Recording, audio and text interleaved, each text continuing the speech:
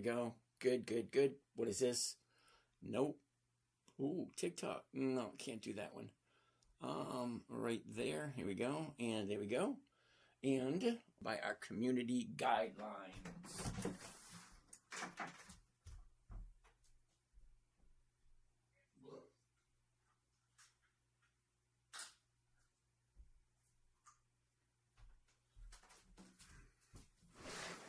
Woohoo! Alrighty. All right, where were we?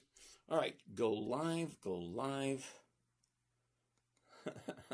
That's funny. All right, good. Everett, how you doing? I'm so glad I got notification. Mao. Mao. All right, that works.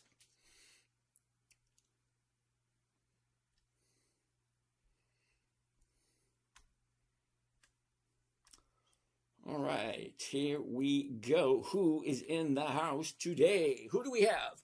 Michelle Yankee, Mark, Plasman, Bald Guy, JDB, what's going on? T, Joshua, Scott, Raw. Is that Mortigo? Oh, Mortgage Loan Officer. Okay, Walter, Mr. Bell, Yin Moy. Hello, Mr. Bell. Thank you for that. Marlon Wallace, how you doing? All right, who else do we have? Ooh, all right. G3, hello. Unlimited.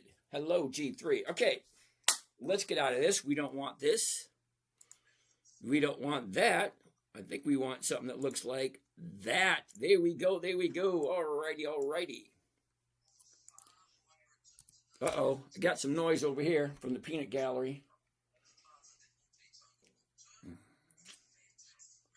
Participants, and who's in there making noise? There we go, Doug. How's it going there, Mr. Doug? So that's okay, I muted it for you. Alrighty. Good evening, everyone. My name is James. This is Dividend Stock Talk, brought to you by the 10-Minute Trader, where I invest in dividend stocks for a simple, safe, predictable, consistent 1% per week. Yes, I know that's 50% per year. I know that. AJ, Marlon, Matt, Passport, Oscar, Gus, Randy, how's it going? All right. Joshua, how you doing? I'm doing great, Joshua. Thank you. All right. That being said, let's get the ball rolling. What we're doing here. Greetings, Mr. Mark Stuckey. How you doing today? So, all that being said, done, fun. Yay. All right, all that stuff. Anyway, so let's take a look at some stocks. Let's see what happened today. Let's line up some stuff for next week, because after all, that's why you're here, I'm assuming. Now, for those of you that are new, I'm boring as hell. Terribly sorry. Nothing exciting here at all. No bright, shiny objects. No new hot stock to buy. Nope. Boring, consistent. Micah Gunby. How you doing, Michael? All right. So, boring and consistent. Well, I like that. I'm retired. I'm 62, which means I got to make better choices. So, after years and years of trading, now, yes, I've done a lot. I've done futures. I've done Forex. I've done day trading. I tried penny stocks. I tried buying options. Yeah. So, all those years doing all that stuff, well, I had a fallback. And my fallback was I got paid very well for what I did. I was a handyman. I made over $100 an hour doing what I did because I did it rather well. Toot my own horn if I won't, thank you. Besides the point, that was my fallback. If something ever went wrong, I always had the ability to be able to fix anything. But now that I'm retired, my trading has to be, let's say, more calculated, safer, more consistent, more predictable. I like those. Rocco, how can I generate a consistent 50 to 100,000 dividends per year? Okay, Rocco, you're new here. Okay, sit tight, relax. It's only 9 o'clock. We're just getting started. I'm here for 2 hours every night.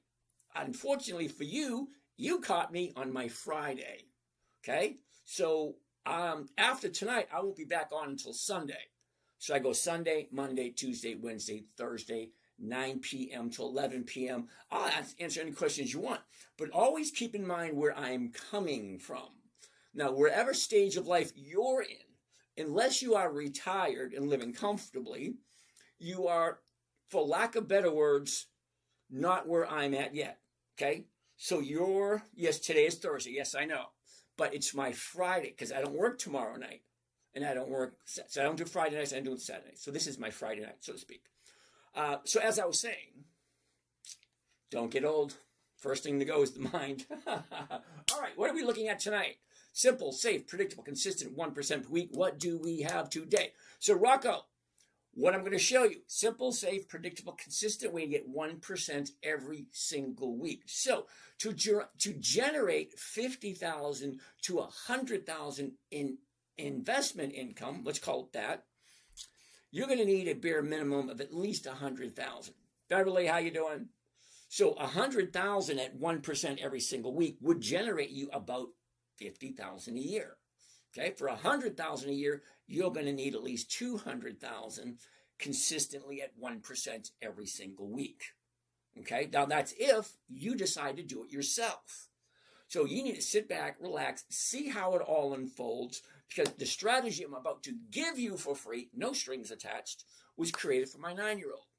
Okay? Now, I'm not going to try to sell you anything at any point in the evening. Okay, we're all adults. We all know how it works. I'm here. I'm sharing information. Yeah, I got books. Yeah, I have tapes. Yeah, I have all that kind of stuff. But I'm not going to try to sell you anything. So, you guys give me some stocks. Let's take a look at what we're looking for. My concern, I got 5 criteria. Simple, safe, predictable, consistent, 1% per week. That's my criteria. So here's my rules. Are you ready? And the rules are relatively simple. Number 1, never buy something that you do not want to own or you do not understand. If you don't know what it is, what they do, who they are, all that kind of nice, neat stuff, you probably shouldn't be buying it. Rule number two, never sell at a loss. Rule number 3, make sure the company is consistently profitable. Rule number 4, weekly options only. And rule number 5, make sure all the numbers work. Julian, hello, my friend. I'm watching you from Niger Town, Africa. Namaste. Is that right? Namaste? I don't know what they say over there as greetings, but how you doing? Okay. So Zillsville sticks. Okay, interesting. My rule is I nake 5% a day. Good luck with that one. This is crazy. Thank you. Very good rule. Thank you, Zillville sticks. All right, I'm assuming that's right. All right, so that being said, simple, safe, predictable, safe. We did all that. Never buy something you don't want to own. Never sell at loss. 2 decades. Make sure it's consistent profit. 2 decades of consistent profits. Number 4, weekly options only. Number 5, make sure the numbers work. Let me show you what I mean about the make sure the numbers work. Because currently, right now, AT&T, look at where we are. Okay, now I usually don't buy at the high, so I'm just giving it as an example. It's $28.97. So the closest strike price to $28.97 is going to be the 29. But this 29 expiring tomorrow, 6 March. So we don't want to do that one. We want to do the next week, which is 13 March. Now, for those of you who cannot see these little tiny numbers here, okay, the screen behind me, this thing here, that is live on YouTube. So you can actually go to YouTube, the10minutetrader.com, and see it live. That way you can see these little tiny numbers. Let me continue. Okay, the current price, $28.97, which means I would buy it first thing in the morning, $28.97. Then the magic of a call option, which allows someone to buy it from me at a certain price, called the strike price, by a certain date, called the expiration date. Alexander, how you doing? I see you sneak in there. Whoops. Okay. Certain price by a certain date. Now, I like weekly options because there's an option every single week. 6 March, that's tomorrow. 13 March, that's next Friday. 20 March, 2 Fridays away. 27 March, 3 Fridays, 4 Fridays, 5 Fridays, 6 Fridays. Every single Friday, there's a new option expiring, allowing me to get consistent weekly cash flow. So think of it kind of like a weekly cash producing asset, like a house, a rental house, or a gumball machine, a vending machine, a car that you rent out by the day, something that you can turn over and sell on a consistent basis every single week. That's why I say weekly option. Does SPY generate weekly? Yeah, it does, but I really don't like SPY. Rocco, sit tight for a second. I'm going to take a look at SPY just for you, and I'm going to tell you why I don't like it. Okay? Now, don't take my word for it.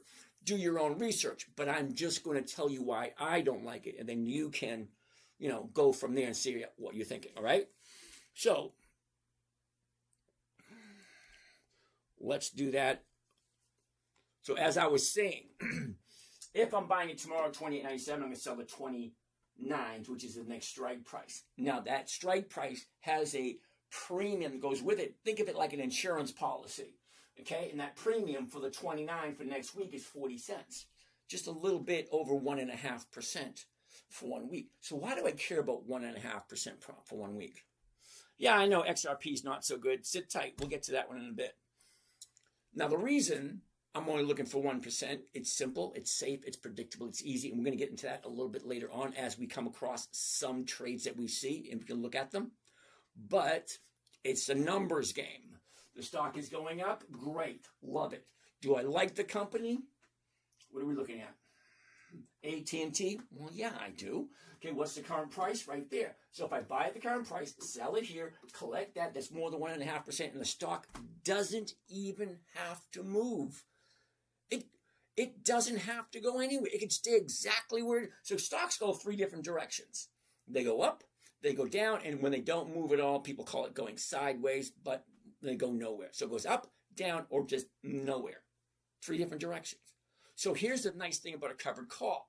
If I buy it at this price, sell it at that price, I collect 1%, 1.5% this week, and then I can do it again next week. And I can do it again the week after that, and the week after that, and every single week. Now, I love it when a stock doesn't go up at all. Because if it goes up, great, I make my money. If it stays the exact same, great, I make my money. If it goes down, I have to make a little bit of adjustment, and I might make some money, but maybe not as much, but still some money coming in every single week from every one of my positions. So let's take a look. What do we have first? First, we have SPY from Mr. Rocco. Rocco, you're not going to like this. I don't know. Maybe you will, maybe you won't. So we're going to leave this, and we're going to go to Yahoo Finance. And in Yahoo Finance, we're going to put up SPY, and I'll tell you exactly why I don't like it. Okay? SPY, there we go. State Street Spider S&P 500 ETF Trust, SPY. Okay, number one reason I don't like SPY. Take a look at the yield. The yield. You know, like when you get a CD. Well, our CD gives a 1.3% yield. Yay, wonderful. Okay, SPY 1.06 for the year. You hear that, Rocco? For the year. 1.06 for the year. Now, I'm about to show you how to get 1% every single week. And no, I'm not going to bait switch. I'm going to tell you exactly how to do it. And I'm not even going to try to sell you anything. Stay tuned, Rocco. Check this out. Okay, so number one, I don't like it because the yield is horrible. Reason number two, we're going to go take a look at the historical data. Historical data is basically yesterday's numbers, the day before, every single number. So, thank you for that. That was nice. Every single number associated with the opening, the high, the low, the close, blah, blah, blah, all that kind of nice, neat, fun stuff. We're going to get there in a second. We call it the data stream. Okay, the date, the opening price of the day, the high price of the day, the low price of the day, the close, the adjusted, and the volume. All the numbers that we need. But you know what I want to look for? I want to look for specifically the profits. Because is the company profitable? Yes or no?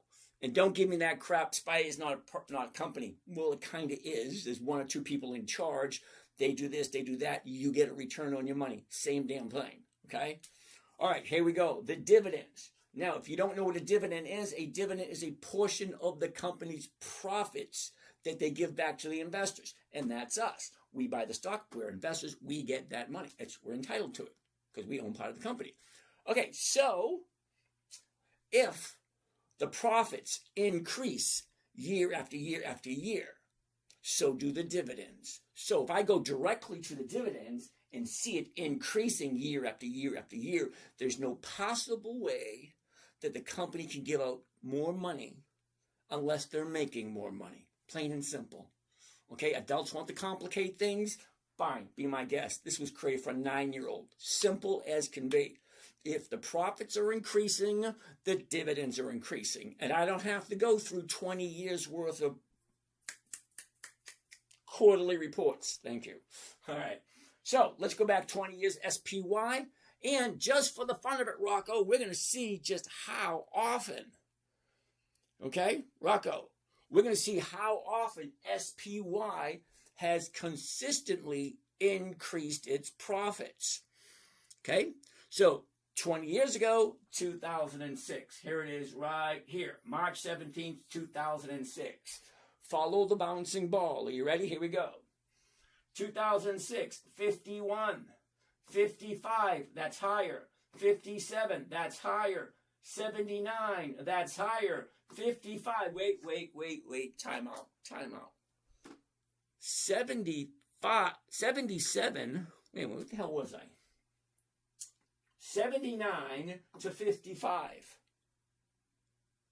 That's a $16 drop on a $70 stock.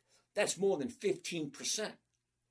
15% drop in profits. That's not good. But hold on.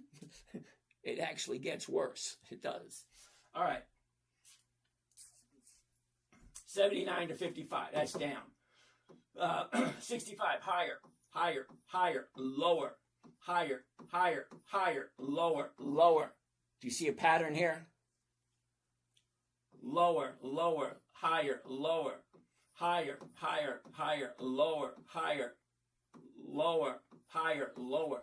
Do you see the pattern? Up, down, down, down, up, down, down. Yeah.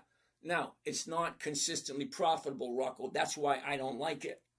Okay, so when you're retired, okay, you get certain amount of bills every single week. Water, electric, cable, insurance, mortgage, groceries, entertainment, car payments, gas, all that crap. Consistently. Now, I don't work anymore, so my money has to be safe and consistent. That means I need to know how much I'm bringing in. So I don't do SPY and I don't do anything else that is not consistently profitable. Okay, so what do I mean about consistently profitable? Well, let's put one in that's actually consistently profitable, and you will see what I mean. Okay, this is what I mean by consistency of profitability.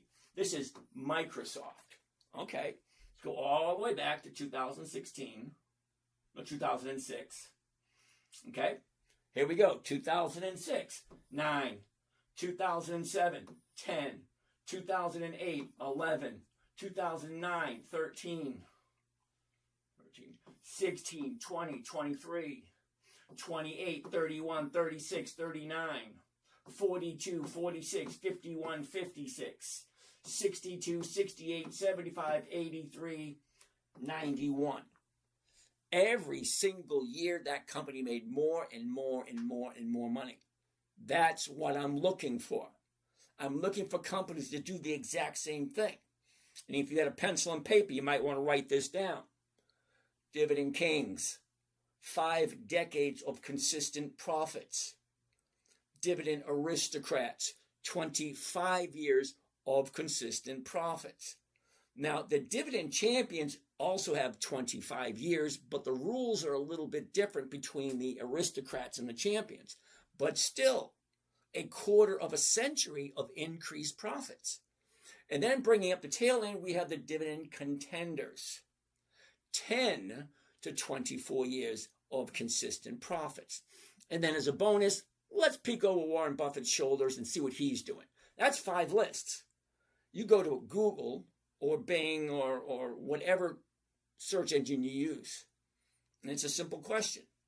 Dividend Kings List 2026.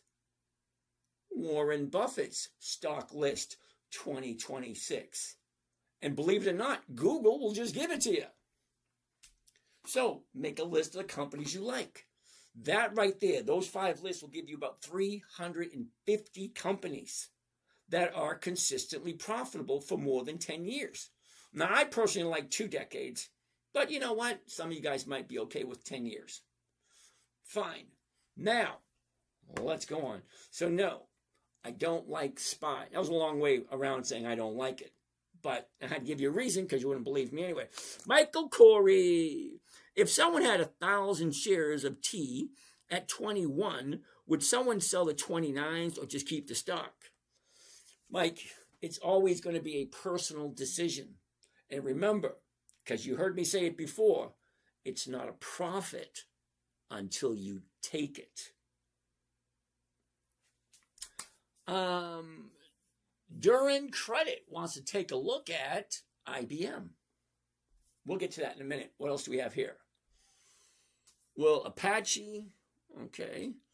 Well, AP, Thursday, 50 index, India taken yesterday, give profits. Okay, I don't know anything about the Indian market.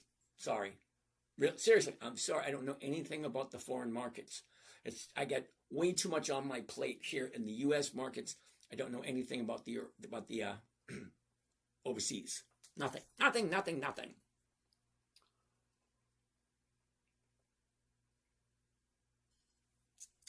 XYZ Steve, I have no idea what that means. But okay. All right. Let's keep looking at what we got here.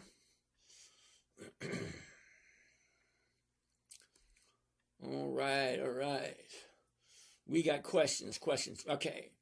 Coin Miner wants to take a look at Tesla. Now, I don't do Tesla because we've had this conversation many a times. Tesla does not have any dividends. So investing in Tesla is guesswork at the moment. Mike, how you doing? Cause and Astros in the house. What's going, Kramer? Anyway, I don't do Tesla because it doesn't have dividends. And the reason why I'm so adamant about dividends is I'm going to have to show you rather than me trying to tell you. Okay? Because a company that pays a dividend signs itself up for consistency, predictability, because they pay out a dividend the same time every single year. So every single year, we got CMCSA, Comcast. So $1 million, I think they had over 64 million. Last I checked, it was like 64 million customers. 64 million people are writing them a check every single month. That's awesome. Okay, but they have their dividend on the 1st of July. So wait a minute. Yeah, they do have it the 1st of July. They also have it the 1st of April. Okay, Comcast pays out a dividend as its EX date on usually the first week of every quarter. So the first week of the first quarter, which is the first week of January, Comcast has its dividend. The first week of April, which is the first week of the second quarter, Comcast has its dividend. The first week of July is the first week of the third quarter, which Comcast has its dividend. Every single quarter, every 90 days, every 13 weeks, Comcast pays a dividend. They are predictable. So just before the dividend, the stock has a tendency to rise. So knowing that information, coupled with a trading strategy that is simple, safe, and predictable, so simple, safe, and predictable for a 9-year-old. Do you know how simple it has to be for a 9-year-old to get it and to understand it and to actually do it on her own? Okay. Well, it just so happens it's been so damn profitable. I said, you know what? I'm not going to do anything else. I'm just going to do this because put it in my situation. Okay. 62 years old. I put in 5 decades. Some of you aren't even that old yet. 5 decades of working. My very first job was 1974, Old Man Simmons Farm. Yep, picked tomatoes, green beans, squash, corn. We did firewood, chicken, eggs, almost the whole 9 yards. He didn't have any horses. But still, okay, I was still in elementary school with my first job. Elementary school, 5th grade, 1974, 75, my very first job. So 5 decades I've been working. So at this point in my life, my little nest egg, 1% of my little nest egg pays all my bills. So I'm perfectly okay with that. And I am taking responsibility for my own money, because what other alternative do I have? To give it to someone else, let them do it for me? Yeah, no thank you. All right. Who do we have here? Alexander! All good. We'll be moving all capital to Thinkorswim from Robinhood this week. Cool beans. Now, when you're transferring, I hope you're transferring it into a private corporation. That way, better yet, a corporation that's either like Wyoming, Nevada, I think North Dakota, South Dakota, or one of those, or Delaware. A state where there's no corporate taxes and total anonymity, whatever that word is. This way, nobody knows you own it, and you don't have to take any money out or make any dispersions, and there's no corporate taxes. So that's pretty freaking awesome, if you do it that way. But I'm agreeing with you, wherever you're moving it from to wherever. But set it up right the first time, because later on when you try to reset it up, they ask too many questions. Okay. Amir wants to take a look at Ford. We'll take a look at that in a minute. All right. As I was saying, there's 4 dates to remember when it comes to stock. There's 4 quarters, 13 weeks, 4 quarters, 4 dates to keep in mind. Date number 1 is the announcement date. That's when the corporate spokesman comes to the microphone and says, "This thing on? Hello." Basically, all they're going to do is say, "Hey, everybody, this is James from Dividend Stock Talk. This is how much money we made this year. This is how you're going to get yours. This is what we're going to do next year. This is what we're going to do after. Everything's going to be wonderful. Everything's going to be peachy. Everything's going to be great." It's just the announcement date where they blow a lot of smoke. That's basically it. Date number 2 is the important date. And let's pick one. There we go. Announcement date. EX dividend date. That's the second one.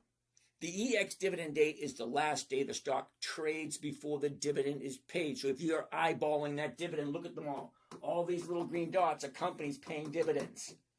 You could grab a share of those profits. But let me continue before you jump the gun. The little green dot represents the last day the stock trades before the dividend is paid. It's called the EX dividend date. And that is called an EX dividend date calendar. You pick the stock that you like, you put it into the calendar. It'll tell you exactly when they have their dividend. So by knowing when they pay their dividend, you know when, on average, they go up in price. Now, we got kind of a thin crowd over here, so we're going to reboot this one. Sorry, you guys. But I'm gonna reboot on TikTok, so you guys can have to re-sign back in again. Hey, Crypto Queen. I'm gonna reboot, so don't go anywhere. Oh, no. Okay. Oh, that's what I'm looking for, right there.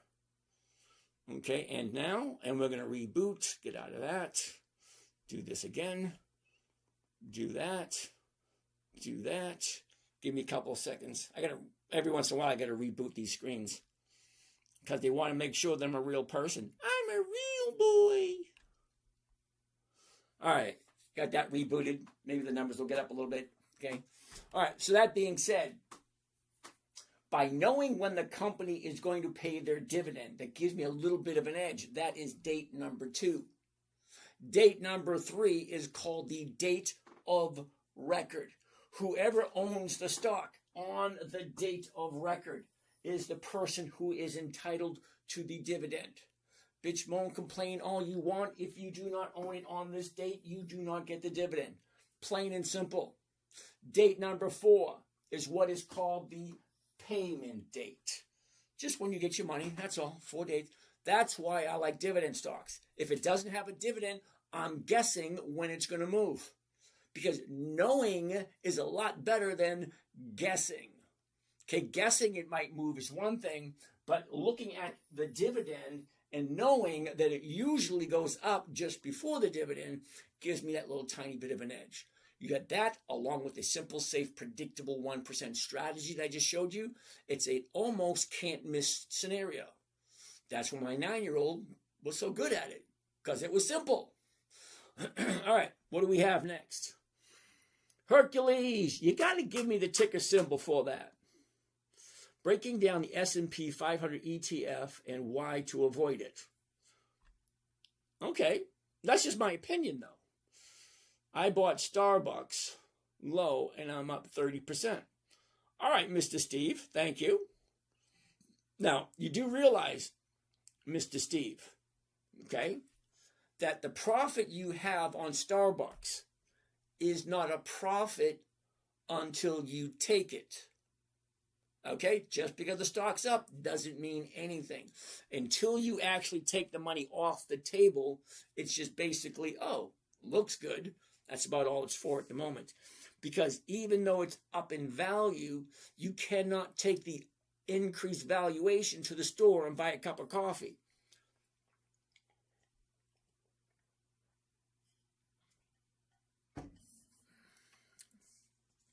All right. Let's start taking a look at some stocks. We haven't found one yet. Starbucks. Toys R Us. Oops. All right. We already said no to Tesla because it has no dividends. JEPQ, I'm not even going to entertain that one. Hasn't been around for 20 years yet. No, thank you. Steve wants to take a look at Starbucks. Okay. SBUX. All right. Anytime I look at any stock, I'm always looking at the exact same 5 things. And it takes me 3 to 4 seconds. Are you ready? I'm going to challenge you. Here you go. You ready? The high, the low. Where was it? Where is it? Where is it going? Down, up, down, up. That's it. 3 to 4 seconds. That's all it should take. High, low, was, is, down, up, down, up. That's it. So, do you remember rule number 5? Make sure all the numbers work. Well, here we go. 98.69, 98.69, 98.69, 98.69. What do you think? It's up there 4 times. You think that could be the current price, 98.69? Well, it is, 98.69. What is the closest strike price? 98.69 would be the 99s, and it's paying 1.6 or $1.60 per share. So that's $160 per contract for one contract. What if you get 22 of them?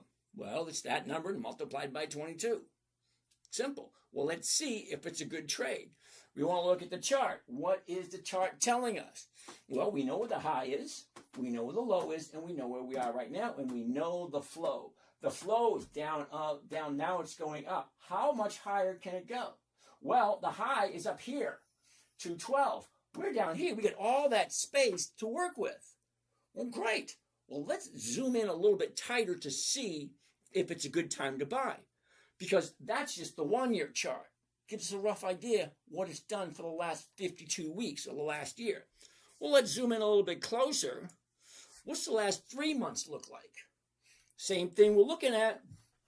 The high, the low, where was it? Where is it? Down, up, down, up. Plain and simple, right in front of our face. What are we seeing? We're seeing 3 or 4 different things. We're seeing the high, we're seeing the low, we're seeing the motion. Where's it going? Okay, what do we have here? Viewer wishes early in your live can make interactions much smoother. Okay, it just popped up on my screen. It's giving you the flow and the momentum. Look at it. Okay, down, up, down, up, down, up, down, up, down, up. Look at the most. It's like a week apart, each one. So where are we now? We're going up. Great. Well, let's get out of there. Let's see what it looks like. This could be number 1 for the day, Where are we now? We're at 99. No, actually, we're at 98.69. So we're going to do the 99s. All right. So here's all the trading strategies. We're going to pick this one right there.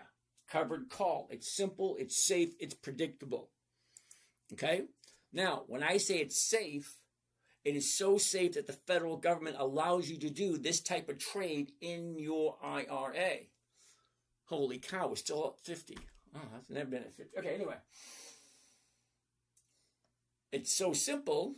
You're just buying the stock and then you're reselling it all at the same time. So I'm buying my stock first thing in the morning. I turn around and I sell my covered call all at the same time.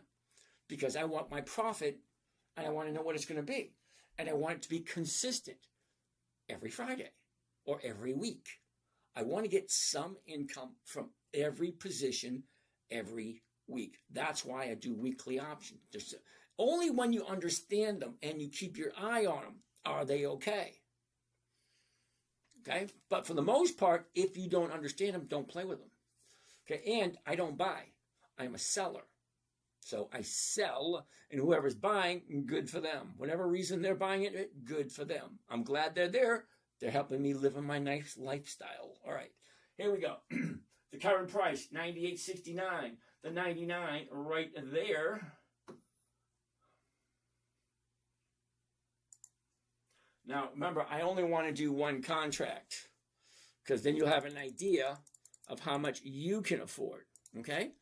Here it is. Now, I always encourage people to read it out loud so you know what it is you're doing. And again, for those of you that are new here, this screen is live on YouTube. Okay? And it's currently being recorded. So say nice things. Here we are. By one covered call, Starbucks. 13 March 26. That's next Friday. Meaning this option is going to expire, become worthless next Friday afternoon at 4 p.m.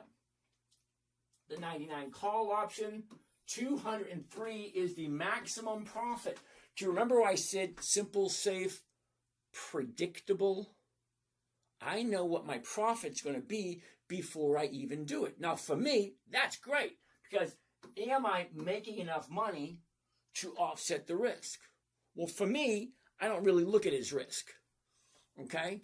Because I've been doing this long enough to know that if I only invest in good quality companies, okay, I've seen and I've been in the market long enough to see a lot of crap. See, I was there for the crash of 2000. Remember that? That 1999, the Y2K crap. You remember that? And then I was there in 2001 when they had a crash then. 2008, they had another crash. 2021, they had another crash. Last year, another crash. Okay, I was there for all of it. I watched it happen. Okay, so I kind of have a good idea of what I'm doing, and I'm okay with what I'm doing. But I'm not telling you to do it. I'm showing you what I'm doing. Then you guys can decide whether or not it makes sense to you. Because out of everything that you get from tonight, number one thing is, does it make sense? That's the number one question I want you to answer for yourself. Does it make sense? It's a yes, no question. It either makes sense to you or it doesn't. What are the list for the top dividend stocks? Brandon, we just said that. Dividend Kings, Dividend Aristocrats, Dividend Champions, Dividend Contenders, and Warren Buffett's list. That's 5 lists right there. Michael, I still remember the canned tuna from Y2K. Oh, wow. All right. So, remember I said simple, safe, predictable. I know what my profit's going to be before I do anything just to make sure the numbers work. Remember rule number 5? Make sure all the numbers work. What am I buying it for? What am I selling? What am I bringing in? What's my rate of return? To find that out, we're going to need a calculator. Come out wherever you are. Come on, Cal. Here we go. All right, so we're going to take the max profit, 203. Okay, 203. And then we're going to divide it by the cost of the trade, including commissions and fees. $9,697. Now, think of it this way. Okay, 9,697 gives me a grand total of 2%. Okay, so think of it this way. You can, in your mind, create whatever illusion you want to make it easier for you to understand.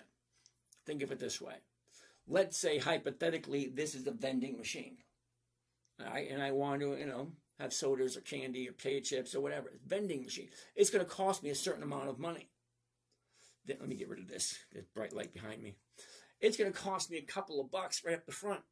It could be a house. It could be a car. It could be anything that you can rent out on a weekly basis. It's going to cost you something up front. You have to have some skin in the game, something to bring to the table. After that, you rent it out every single week, and you get a rate of return until you sell it for a profit, which basically is the same amount of money you paid for it, or in this instance, okay, $98.69, I'm going to sell it for $99. It's a small profit. It's not really what I'm looking for. I'm looking for specifically the cash flow brought in from selling weekly call options. And I know it's risky. It is very risky if you don't know what you're doing. You should never, ever do something you don't understand. Now, buying and selling stocks, that's easy. Okay, everybody understands that. You buy low, you sell high. Well, here, I'm buying and I'm selling at the exact same price I paid for it. And I'm collecting the insurance policy number, money. Because that's what a call option is. It's an insurance policy. And for an insurance policy to be valid, you need 4 things. Number 1 is a beginning date. That's when I buy it. When I buy the stock, first thing tomorrow morning. Number 2, the ending date. That is the expiration date, 13 March 26, which is next Friday at 3:59 p.m. Number 3, consideration, money, something of value, $203, consideration, option premium. And 4, it's called meeting of the mind. That's the technical word. Meeting of the minds. That means 2 people making an agreement. I'm selling, you're buying. You're paying me this, I'm selling it you for that. That is what it is.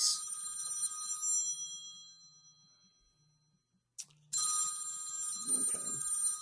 I have no idea who's calling me this time of night. They should know that I'm... Okay, anyway.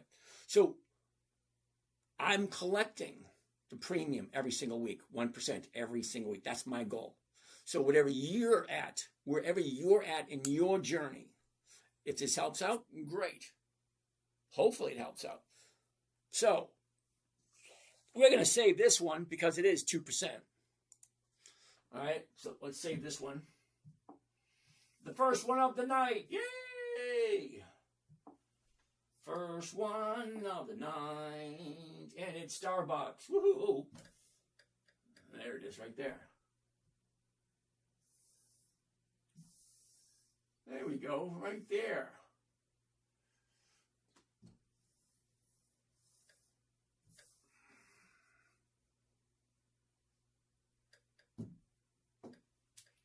Starbucks. Whoops. That's not right.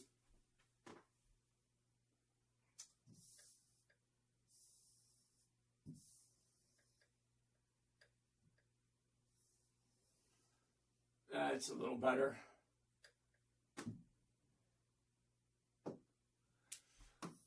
Starbucks, 13 March, that's next Friday. The $99 call option, that's the strike price. Remember, you need a starting date, an ending date, consideration, and an agreement between 2 parties, meeting of the minds. 203 is the profit, $9,697. Let's call it $9,700 is the investment. Okay, so that's a 2%. Now, what if I could get 2% every single week? That's over 100% by the end of the year. Now, do I tell people that? No. People freak out when I say I make over 20%. So I have very difficult conversations when I tell people I make over 50% every year. Enza, how you doing?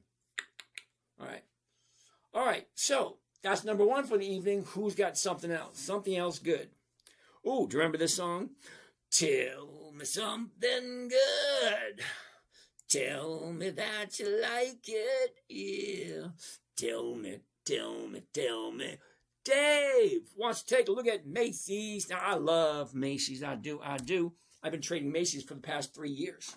It's been very nice to me. Let's take a look at the numbers.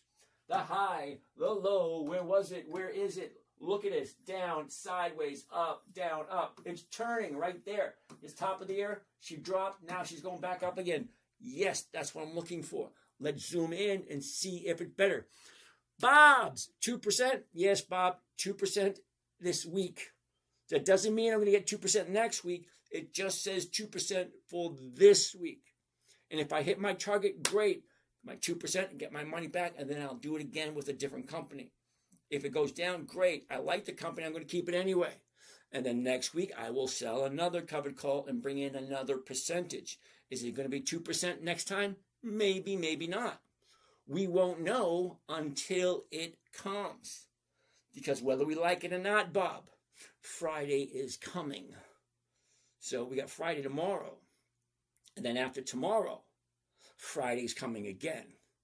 Every single week. After week, it's the same thing. Even on vacation, week after week after week, it's coming every single Friday. So, Macy's, 19. The 19's going for 65. You knew though that's over 3%. Yeah, we're going to look at this baby 30 days ago, which would be the 5th. Here we go. Check that out. 30-day high. Drops bottom, 2 days up right there. So yeah, this baby opens up higher, I'm jumping in. You can take a look at all my videos in the past. I don't claim to find bottoms, okay? I go 2 days, bottom, 2 days up. On the 3rd day, I jump in. I say the exact same things every single night. You can go take a look at my videos from 15 years ago. I say the exact same things because if it ain't broke, don't fix it. Holy cow, 40, wow, that number's terrible. All right, so let's take a look at the 19. Let's see what it looks like. Get rid of this. Change over to here. The 19, there it is. One contract. What are we doing? Here we go. One covered call, a Macy's. 13 March, that's next Friday. The 19 call option, $50 is the profit, $1,800 is the investment. So what rate of return is that? Well, let's look. Calculator, $50 divided by 1,850 bucks. That gives me a grand total of 2.7% for 1 week. So the question you should be asking yourself, number one, does it make sense? Number two, do I like Macy's? And number three, do I like Macy's at this current price? Maybe question four, how long am I willing to hold on to Macy's? Am I willing to do this every single week with my Macy's stock? Do I believe in the company? Yes or no? Because after all, it's your choice. Your choice to put your money wherever you think you need to put it. It's up to you. Okay? So, I like 2.7%. So I'm going to save this one too. This will be number 2 for the night.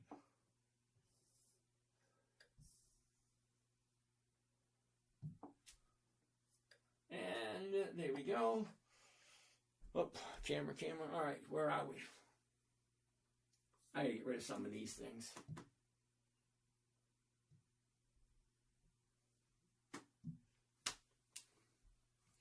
Hate it when it does that. Come on. Hate it when it does that. I do. Now that was 2.7. Let's delete that. Let's go back to here. Wait for that thing to open back up again. Is she open?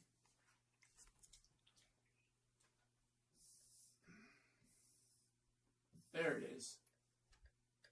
Right there.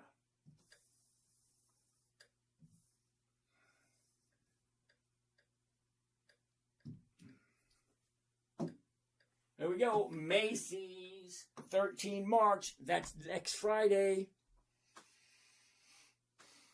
The $19 call option.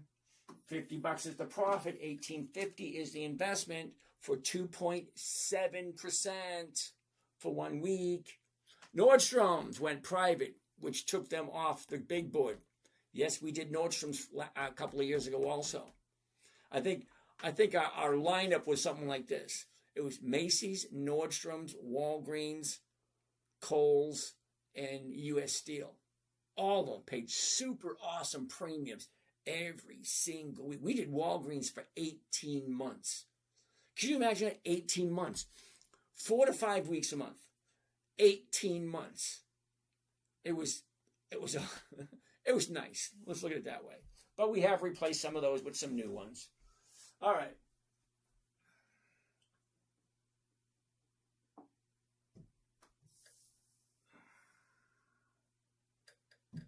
Oops. What did I say this one was? 2.7. 2.7. All right, so 2.7. That's pretty good so far. John Behay, Nordstrom went private. Yes, it did. What about IBM? All right, let's take a look at IBM.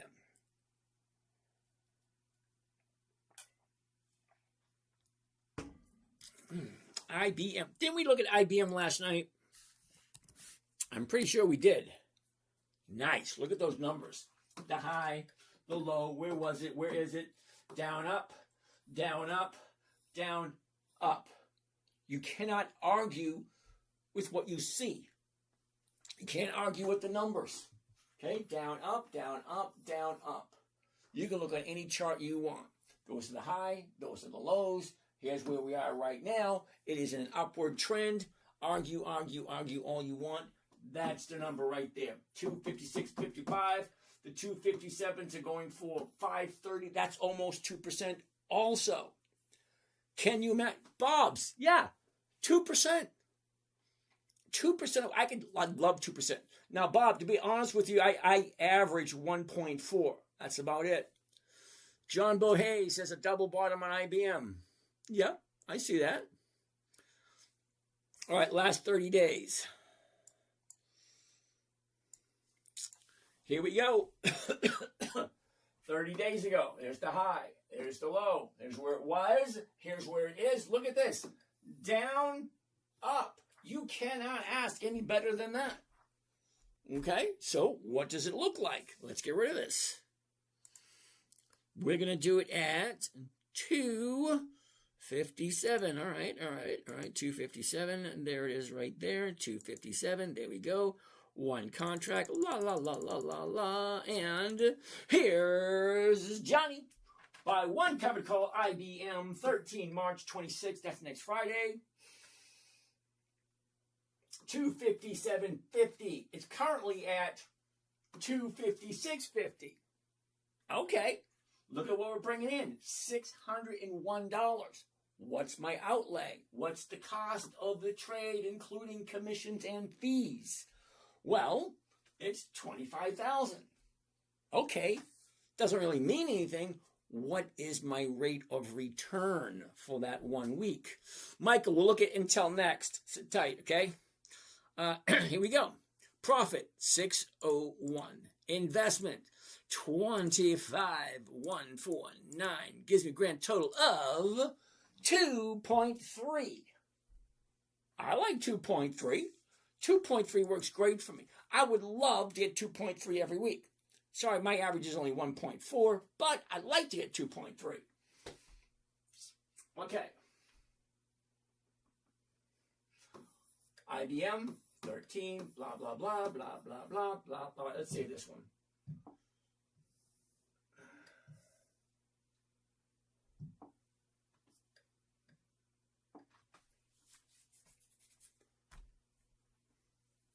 Look at 2.7. The next one's 2.3. Here we go right here. There it is. IBM, 13 March, 257.50. Profit 601. Investments 25. 2.3% for 1 week. If, of course, you like IBM.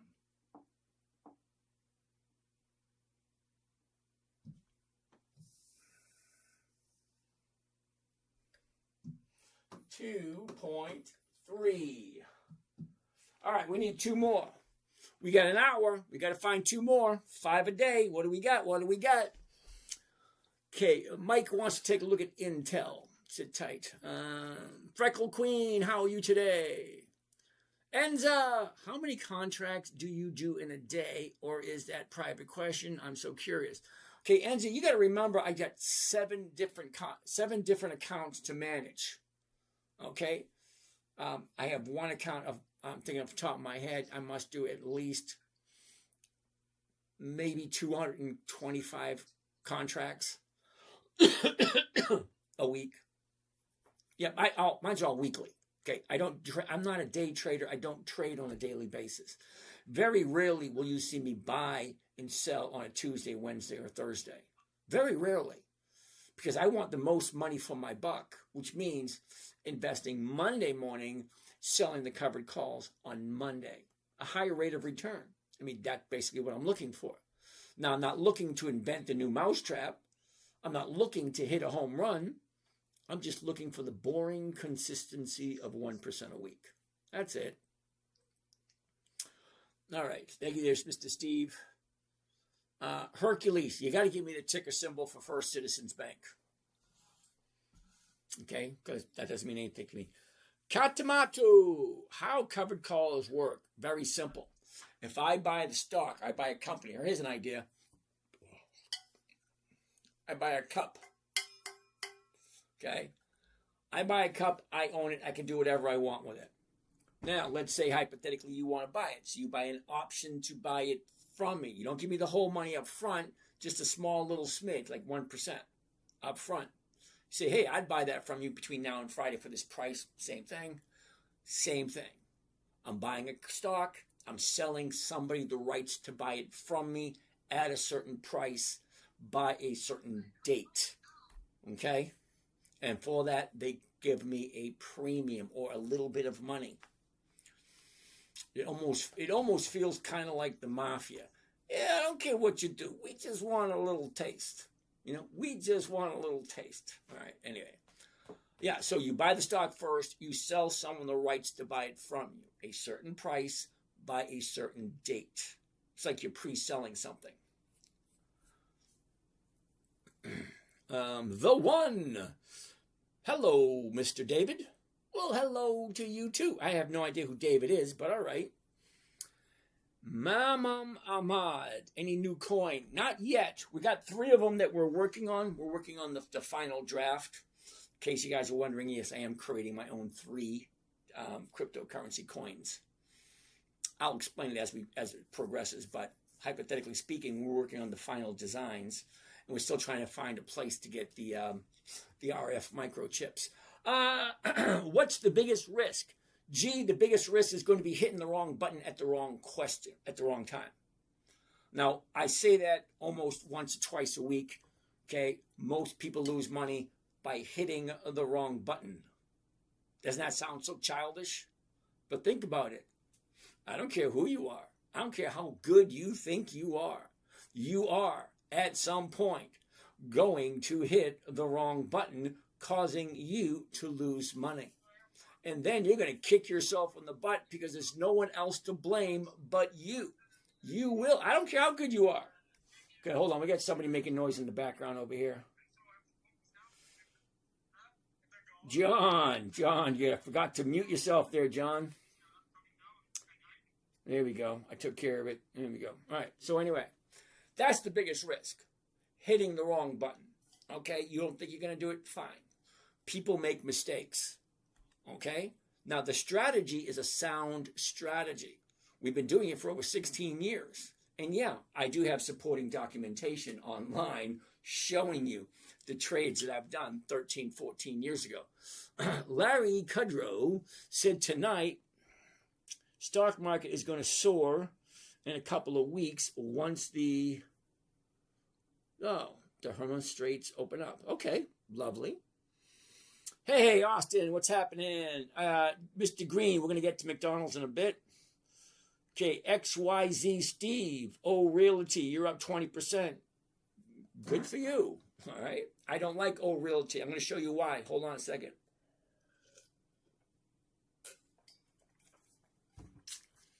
I used to get asked about Realty every single week, but I thought those 3 guys disappeared. We already saved this one. We don't need this anymore. Let's get out of that. Get out of that. Get out of that. Back to the starting point. Here we are. Okay. So, Mr. Green wants to take a look at Mickey D's. MCD. Mickey D's. Ouch. I'm going to say no to Mickey D's this week. Here's the reason why. Are you ready? 30 days ago, we're down at 310. We soar up to 342. That's a 10% increase. 30 days ago, 10% increase. Now you have your profit taken. You can call it whatever you want. Okay, I've been trading long enough to know that if your 30-day bottom is at 310 and your 30-day high is at 342, that's a $32 jump. Now she's dropping. Yeah, I call that profit taking. If it's up over 10%, susceptible to profit taking, goes down. Plus, McDonald's has a negative book value. Ouch. Thank you for that, Twisted Parks. I haven't seen you in a while, dude. Either that, you've been keeping quiet. Okay, watching in the shadows. Stocky, creepy. Yeah, I know you, Twist. Just kidding. How you doing? Okay, so Mr. Steve wants to take a look at Realty. Now, I don't do Realty for one main reason. It's a monthly option. March, April, June, September, December, January, March, January 2028. I don't do monthlies because you can only do them once a month. That's why they're called monthlies. So I don't know about you, but I don't live 1 month at a time. I live 1 day at a time, and the closest I'm going to get to any time of trading on something that is consistent and predictable is weekly options. That's why I do weekly. I don't do monthlies, and Realty is a monthly. So, no, thank you. Oh, that was terrible. Hey, James, you often mention having developed this strategy for your daughter. What about your son? Mr. Vigilante, here's the thing. I got 4 kids. Okay, 2 boys, 2 girls. Okay, 2 boys, no interest in money whatsoever. However, my oldest is 30. Hold on a second. This is going to take some math here. He's 36, or is he 37? I don't know. My oldest son's 37. My youngest son is 32, which means my daughter would be 26, going on 27. So here's the thing. And the other one is 28. So in 2009, my 9-year-old says to me, Daddy, what are you doing? Can you teach me? Now, I offered to teach the boys and the other girls. Nope, no interest whatsoever. So she asked, I delivered. So, nowadays, my children are now entering their 30s. The 20s are done and over with. The partying phase is gone. So now they're starting to be responsible, getting married, having children, buying houses, and settle down. Now they're interested in money. So in the next year or so, they'll all be joining me, and we're running on one big happy corporation. Everyone will be happy. All right, so, Realty, I don't do it. I don't do monthlies. That's the answer. Only one of my children was interested in money. The other 3, no interest whatsoever. Well, not until now, because now they're in their 30s, and they're realizing after a decade of being kicked around by employers, because I've been telling my children for decades, profits. Okay, this is something you might want to write down or you might want to remember. Okay, listen closely. Profits are better than wages. Let me say it again. Profits are better than wages. Because your profits can be unlimited, but your wages, they're stuck in one place. So profits are better than wages. All right, next one we're looking at. We looked at McDonald's. Okay, that's T-shirt. Odem, I'm not quite sure what that means, but alrighty then. Bullish, bearish for tomorrow based on today's dip. Hancho, I'm a little bit more of a structured trader. That means I only buy and sell certain stocks. Now, we check every single week. Profits are better than wages. Oh, ooh, that's a good idea. T-shirt. All right. I got to write that one down. Yes, I'm that old. I have to write that down.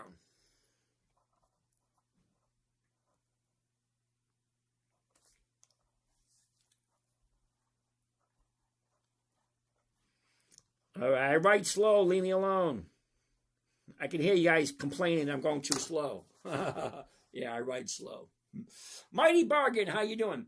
Okay, so, yeah, I don't do that one. So give me something else.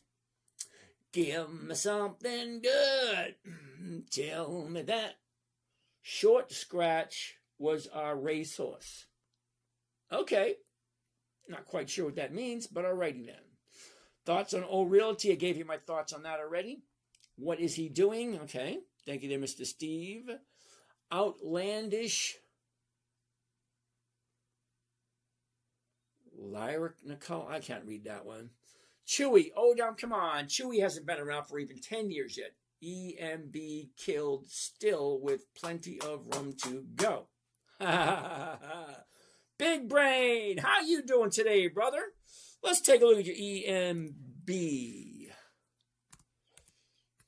Oh, look at that. Now, I hate to be the bearer of bad news, and you're probably not going to believe me anyway, but you get your bottom down here at $50 30 days ago.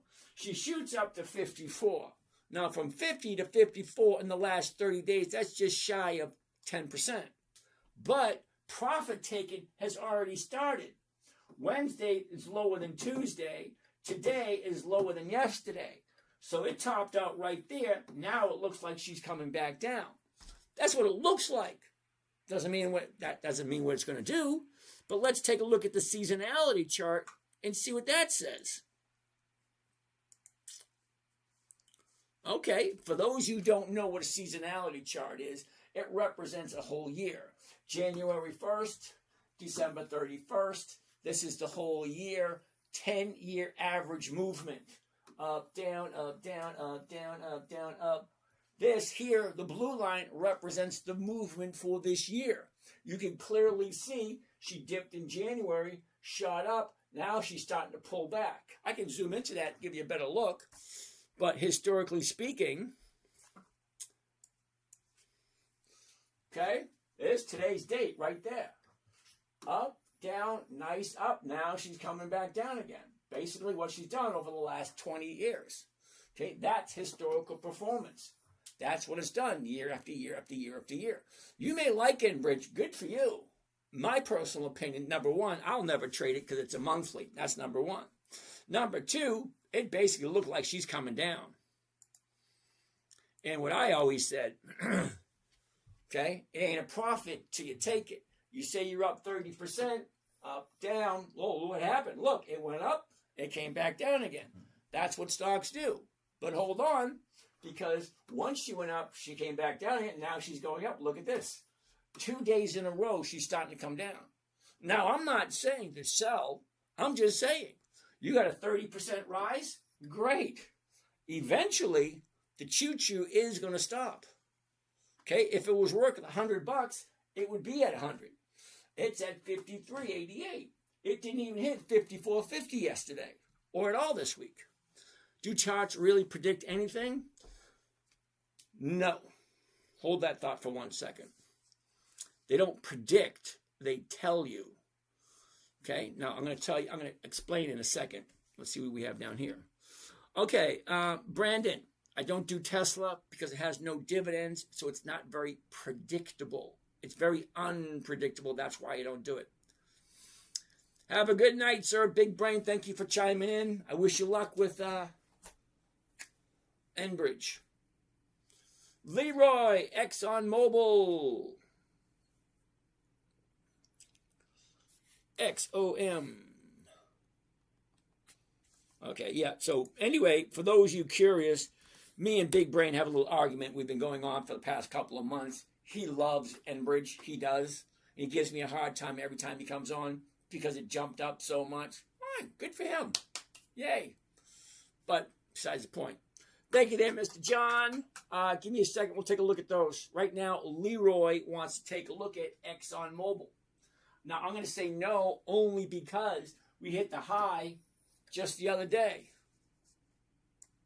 So what does that usually mean? That usually means she's going to come down. Usually. So with that much turmoil, that much uncertainty, no thank you. Now, don't get me wrong, Leroy. If you're at a point in your life where you can take risks, hey, I'm not going to tell you what to do.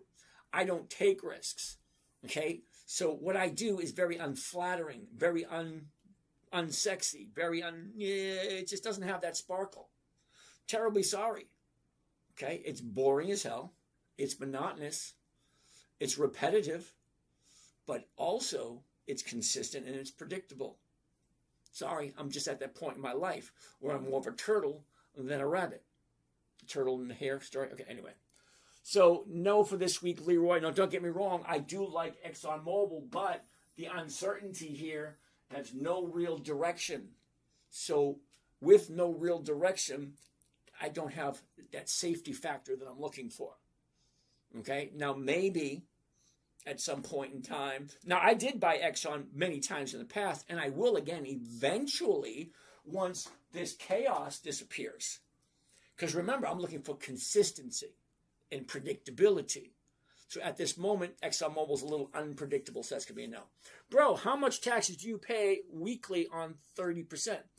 Rajat Thali, I want you to listen very closely, okay?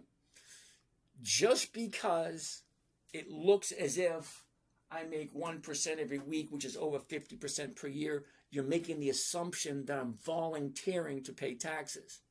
Here's the thing. When you set up your trading account, it is your responsibility to set it up in a way that benefits what you're trying to do.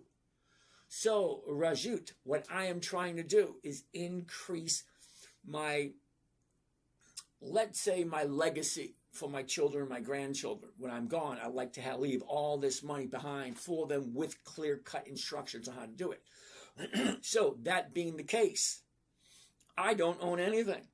It's all in the name of the corporation. And the corporation is registered in a state where there are no taxes. So, think of it that way. The corporation makes 50% per year and there's no corporate taxes. So guess what? I don't have to pay taxes. Okay? And then for my living expenses, if I borrow the money from my corporation, it is a non-taxable event because there's no taxes on borrowed money. Okay? Anyway, that being said, let's keep the ball rolling. So there's a lot of different ins and outs about that, but it's your own responsibility to set up your account in a manner which best suits you. And you should never listen to some guy on YouTube, but whatever channel you're on, but you should take a look at what are other people doing, just to give you an idea. So if you don't want to pay taxes, don't put it in your own personal name. If it's in your own personal name, yay, good for you. You pay the absolute highest amount of taxes there is because you volunteer to do that. If you set up a corporation, an LLC or something to that effect, well, now you're being taxed at a corporate level. If you choose to do it in your state, you're at the corporate level of your state. Now, if you create the corporation in, let's say, Delaware, Wyoming, Nevada, or one of those states where there's no corporate taxes, well, guess what? You don't have to pay taxes. So it's your money. You do what you think is best for you. But when you ask me about how much do I pay in taxes, that reminds me of the guy who goes to buy a Rolls Royce and say, yo, what kind of gas mileage does this thing get? If you're worried about taxes, you're asking and you're listening to the wrong people. That's all I got to say to that. You need a tax strategist or a tax planner to help you legally stop paying taxes. Key word, legally. Okay. That's what I thought. Thank you, Leroy. Okay, J Mass wants to take a look at DPZ. I have no idea what that is. DPZ. We still need to find a couple more. DPZ. Domino's Pizza. No. Sorry, J Mass. I don't do monthlies. A monthly option is an option that trades on a monthly basis, once a month. Yeah, no thank you. Rule 4, weekly options only. All right. John Wen. Wen, W-E-N. Oh, that's Wendy's. Okay. Well, if you really like Wendy's, I mean, really like Wendy's, check this out. The high of the year was 16. That was a year ago. This did not, hold on, let me get there. Okay, this thing did nothing but drop. Yeah, if you really like Wendy's, let it find the bottom. Let the bottom show up. We thought it was here. She went up. Now she's coming back down again.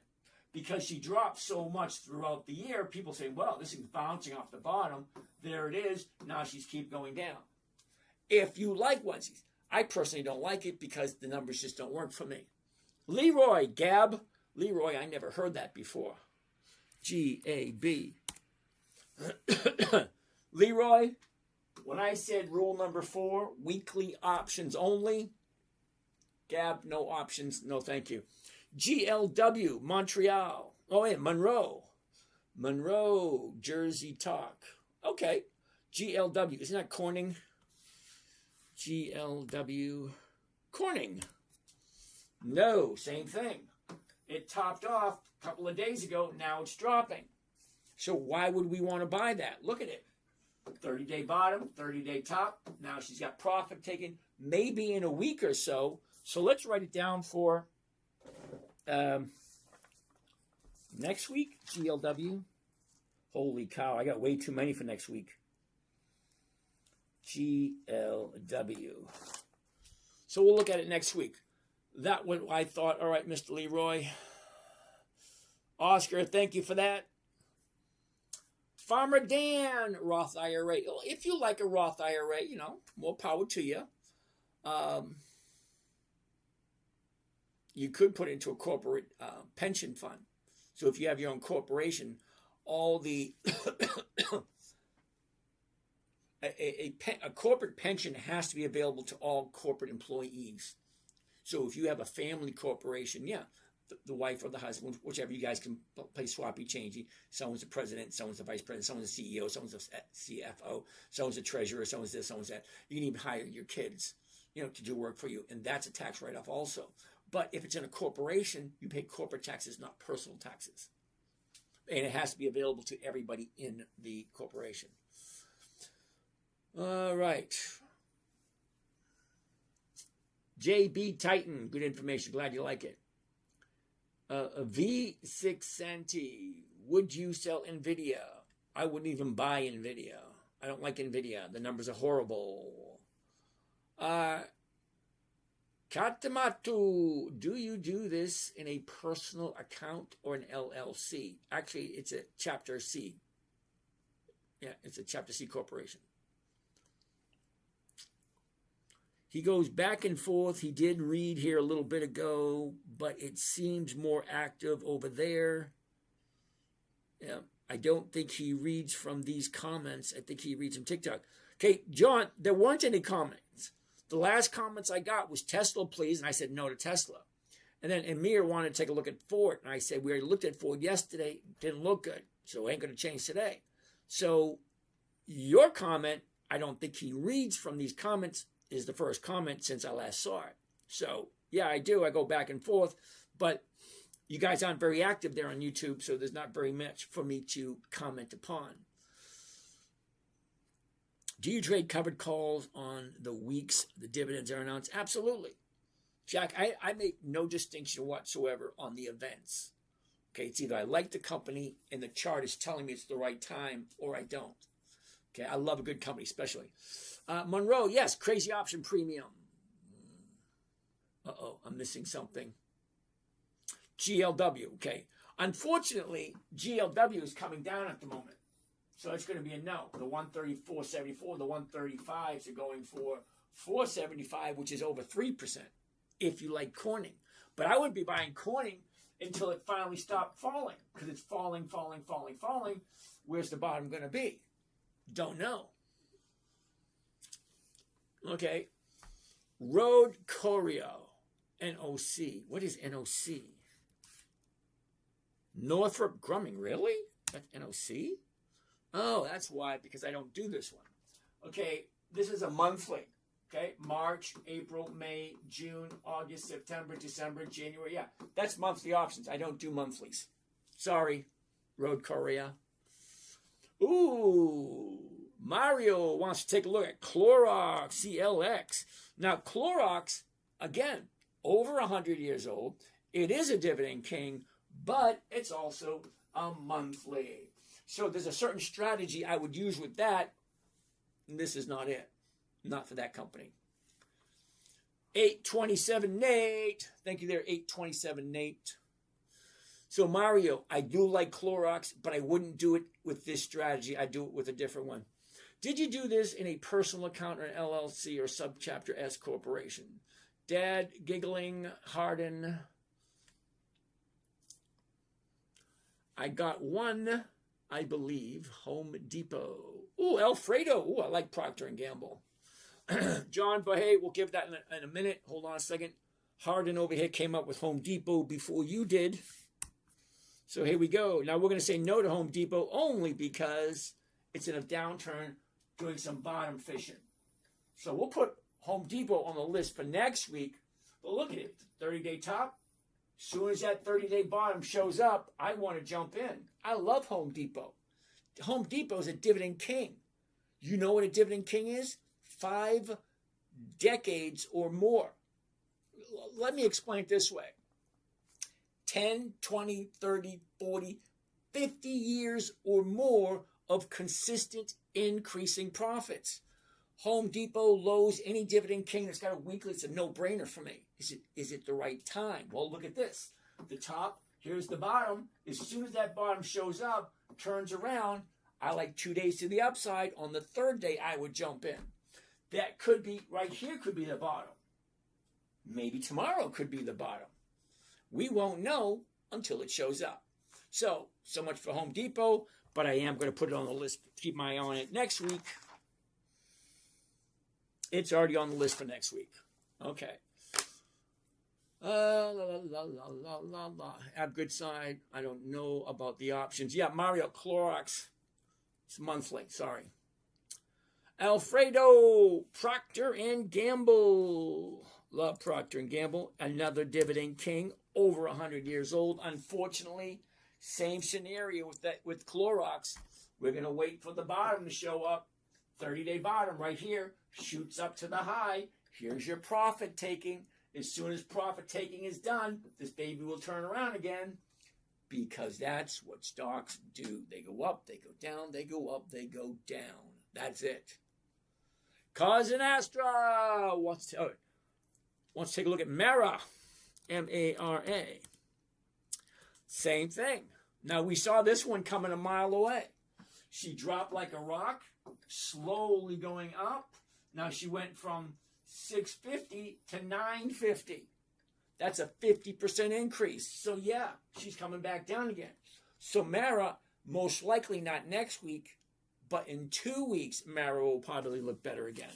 So we'll write it down. We'll take a look at it again in 2 weeks.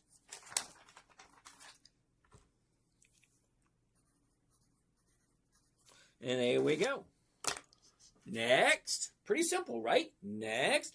ISRG. John, let's take a look at that. ISRG. Intuitive Surgical. Interesting. Look at the chart. The high, the low. Where is it? Where was it? Where is it? Down, up. Down, up. Down, up. It's definitely going to the upside right now. Look where we are. 496. The 497s are going for 760. That's over 1.5% if you like this company. And it's always going to come down to that if you like this company. All right. Let's see what the last 30 days look like. I don't know. No real rhyme or reason. 30-day high, 30-day bottom, up, down, up, down, up, down, up. Maybe. Is that what it looks like? ISRG. Let's see. Now, this one's going to hurt a little bit because it's a $500 stock. So let's see what it looks like for those of you that have the means of doing $500 stocks.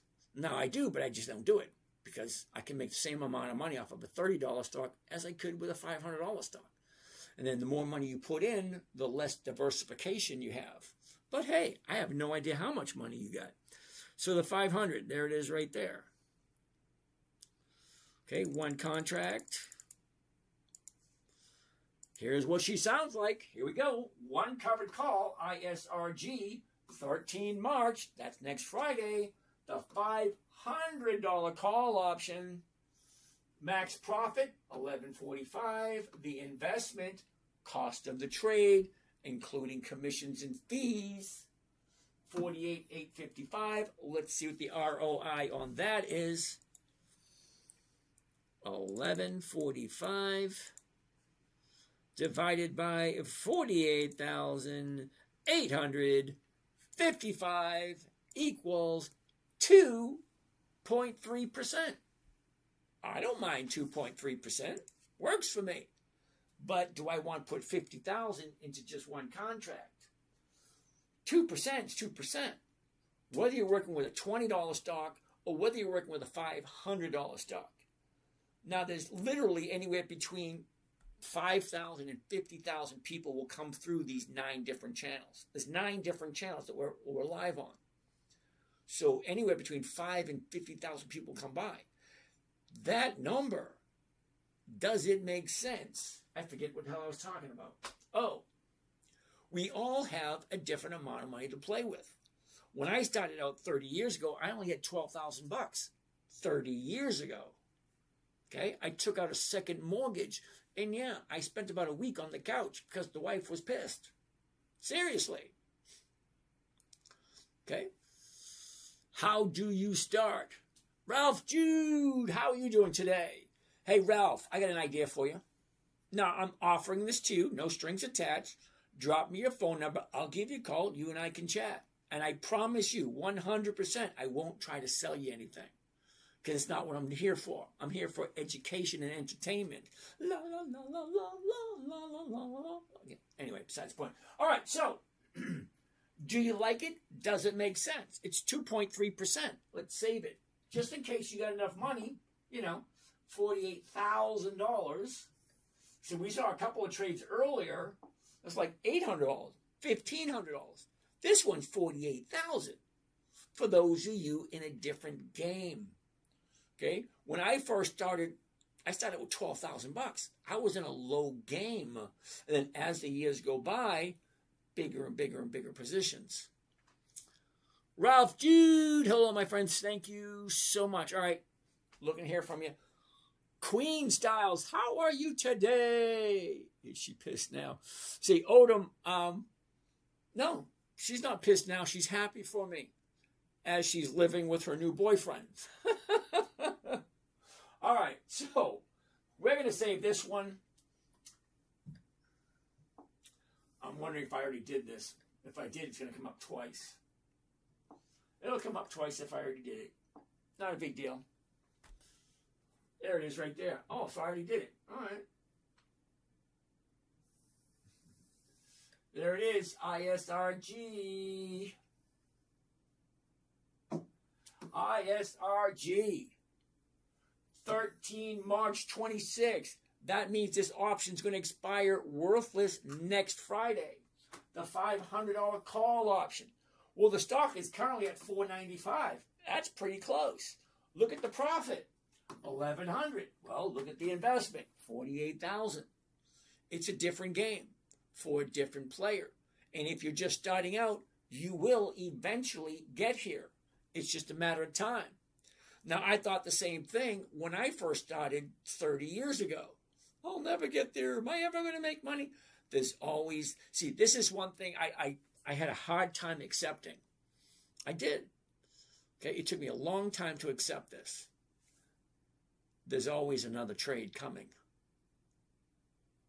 You think you're missing out on something. Okay, fine. Big deal. There's always another one coming.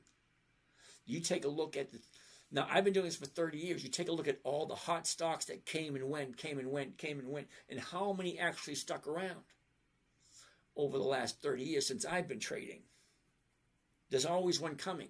So whether you're doing this for a week, a month, a year, 2 years, 3 years, doesn't matter. You need to consistently do it because it's your money. You're going to give it to someone else or you're going to learn to do it yourself.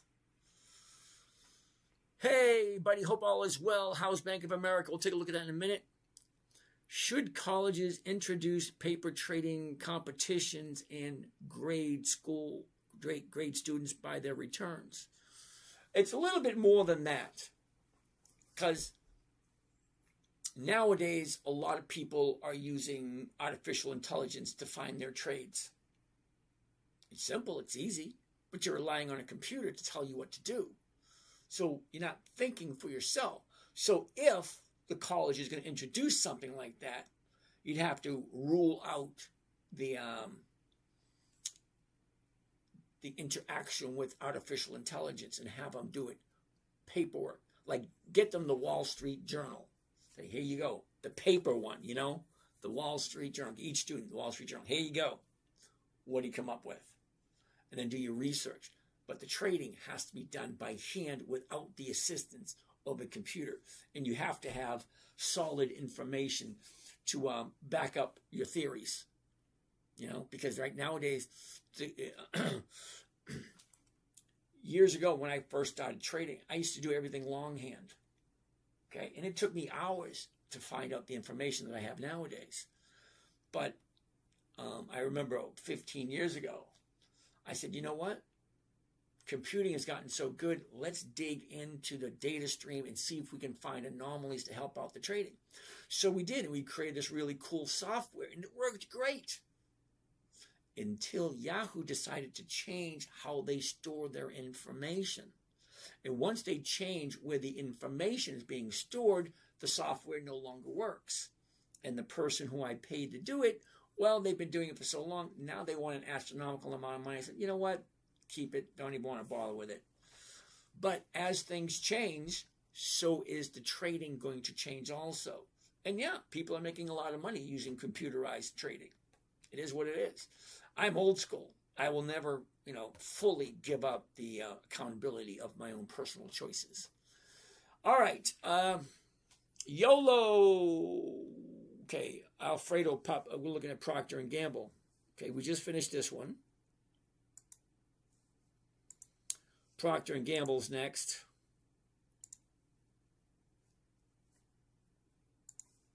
PG. Procter & Gamble. Ouch! We're going to say no for this week. Don't get me wrong, Procter & Gamble is a dividend king. Remember the 5 decades of increased profits? This is another one. But this one, whoops. What do we got?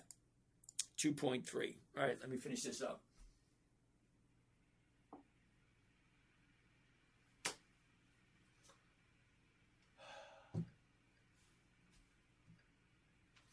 Hate it when it does that. So we're going to look at Procter & Gamble next. We got 20 minutes left. And then my weekend starts. I don't do Friday nights anymore. And I don't do Saturday nights anymore. So as soon as we're done tonight, I won't see you guys again until Sunday. All right. 2.3. Where did you go?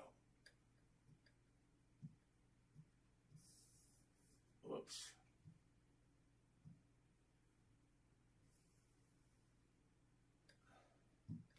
$2.3.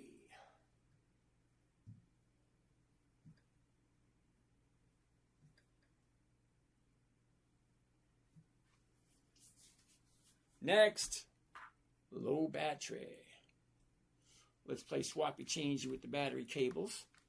I don't know why. Nobody's ever on here. All right, let's keep on keeping on. What do we have next? ISRG. Okay, a YOLO wants to take a look. Royal Caribbean Cruise Line. RCL. Royal Caribbean Cruise. Ooh, pulling back also. Now, don't get me wrong, I do trade this once in a while. Take a look. The high, the low, where was it? Where is it? Look, it's down, up, down, up, down. It's going to find the bottom eventually, then turn around. I'm going to say 3 to 4 weeks from now. So let's put this out for 3 weeks from today.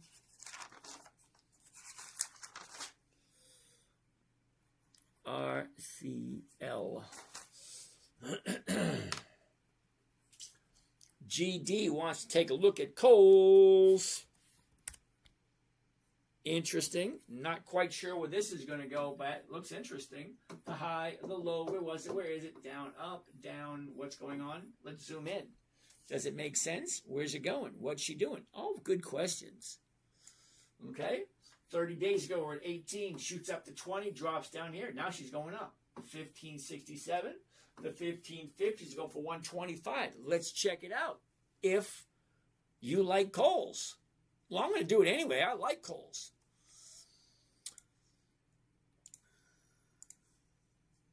We're currently at 1750. No, 1550. Right there we go. Okay, one contract. There it is. Here's Johnny. Buy one covered call. Kohl's. 13 March. Next Friday. The 1550 call option. Well, it's paying 118 and it's only $1,400. That's a huge difference than the last one. $1,800. That's a lot easier than $48,000. Different game, different level. Actually, same game, different level. When I first started, I was looking at stocks under $10.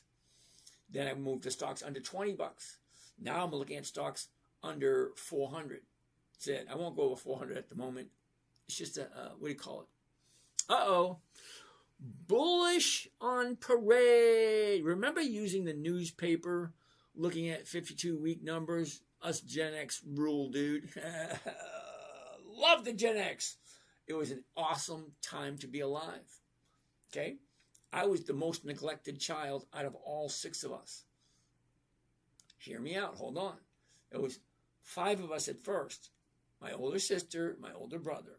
My older sister, me, my younger sister. So guess what? Yeah, some of you got it right off the top of your head. I'm not the oldest, so I don't take priority. I'm not the youngest, not the sweetest. So I'm not a girl, so no. And I'm not the oldest son, so no. I am so low on the totem pole on my family, whatever you want to call it. It's a sad situation. But you know what? Growing up in the 60s and 70s, my parents didn't know where I was, nor did they care, okay? I was like in 3rd grade and roaming around the neighborhood with no supervision. Imagine that, a 9-year-old and a 10-year-old. At 9 years old, I was outside doing my own thing, okay? In high school, actually it was in, oh, wow. Actually, it was in grade school, 5th grade, because we went to elementary school, 1 through 5. Then 6 through 9 was middle school, and then, 6 through 9, and then 10 through 12, or whatever it was, 9, 10, 11, 12. Wait a minute, no. 1st through 5th was elementary, 6th, 7th, and 8th was middle, 9, 10, 11, 12 was high school. There you go, 3 different schools. And I forgot where I was going with that. Don't get old, it's no fun. That's awesome. $50,000 investment, make $1,100, no risk. I can do that. Hold on a second. That's awesome. There's no way possible did I say no risk. There is risk. Okay? Here's a couple of the risks. Number 1, most beginners lose money by hitting the wrong button. Sorry, as childish as it may seem, you will at some point in time hit the wrong button. That's number 1. Risk number 2, taking bad advice. That's risk number 2. It's actual risk. You can listen to people who don't have your best interest in mind. That's number 2. Number 3, you can get sidetracked and miss a deadline or a trade. That's number 3. Number 4, the corporation that you're looking at could go bankrupt. Okay? That's why I look at companies that are over 100 years old. Do you really think Coca-Cola is going to go out of business? Pepsi, General Motors, Ford, Bank of America, Wells Fargo. Hold on. Procter & Gamble, Lowe's, Home Depot. They have a good, solid foundation. But there are risks involved. And the number 1 risk is hitting the wrong button. Yes, I've hit the wrong button many times. I think I even hit the wrong button this year. Anyway, let's keep on keeping on. Let's do the math on this one, see what it looks like. Let's get rid of that. The profit is 118. And we divide that by the investment of 1,432. And that gives me a grand total. I'm going to do this one again because that just doesn't make any sense. Hold on. Let's clear this. The profit, $118. Okay. Max profit, $118. Cost of the trade, including commissions and fees, $1,432. Let's divide it up again because it just didn't look right. Okay, 118 profit divided by the investment, 1,432. There it is. I was right. Okay, are you ready? 8.2% for 1 week. No, it's not a tip, it's not a recommendation, it's an observation. Kohl's is currently at $15.67. If I buy it first thing in the morning, $15.67. Then I turn around and I sell somebody the rights to buy it from me less than what I paid for it, $15.50. I'm making 8.2% for 1 week. And what has to happen? The stock has to stay above $15.50 by next Friday. Okay? Does it need to go up? No. Does it? It could stay exactly where it is or go higher, and I'll still make my 8%. Now, if I buy it on margin, I can make 16%. But I don't do margin unless you really understand the risks. Okay? So, 8.2. Yeah, I'm going to save that one. Hell yeah. Hell yeah. 8. I very rarely see 8.2s.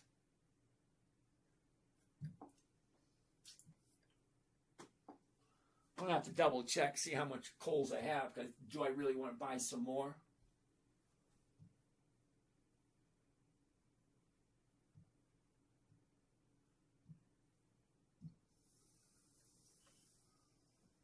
There she is.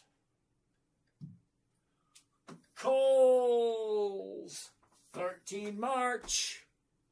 $15.50 call option. Look at the stock price. Currently $15.55. So if I buy it at $15.55, sell somebody the rights to buy it for me for less than what I paid for it, $15.50, my profit is going to be $118 per contract. So each contract I have, I'm going to get $118. And each contract is going to cost me $1,400. So if I got $14,000, I can get 10 contracts. And 10 contracts is going to be $1,100. Well, I'm okay with that. Right. Okay. So let's get rid of this.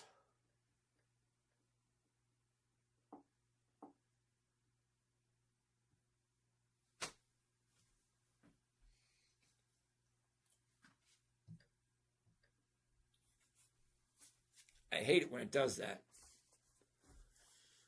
Alrighty. Let's get rid of that. Let's get rid of that. Let's go back to here. Let's go back to here. And what do we have next? Technical and fundamental analysis. Absolutely. John, take a look at it this way. I like taking a look at how consistently the company's been profitable. That's number one. Once I get that list, I dive a little deeper into the list. Just because they're consistently profitable, I want to make sure the pricing structure is correct. How much money do they have coming in? What is the revenue per share? What are the dividends? How consistently have they increased their dividends? Stuff like that I want to know. But that's me. All right, we've got a bunch of questions.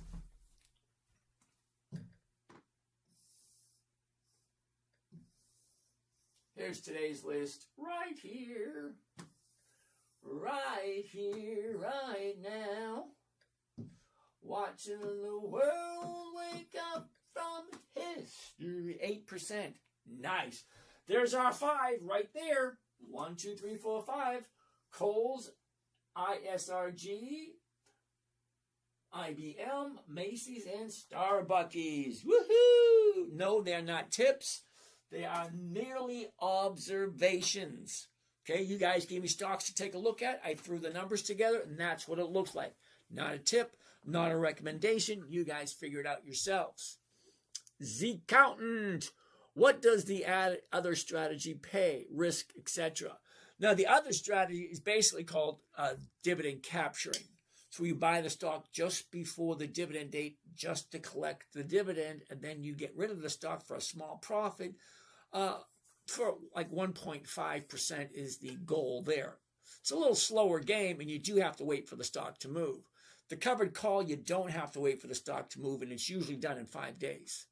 The other strategy could be a longer play, but it's for people who have less money to play with, such as a matter of fact, Monday or Tuesday, we will be going live teaching for people who absolutely know nothing, and it's going to be live for a strategy for pocket change, okay?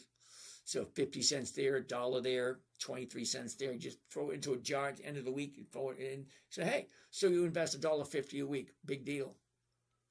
But if you compound it weekly up until the point where you retire, that spare change can change into something huge. It's just a numbers game.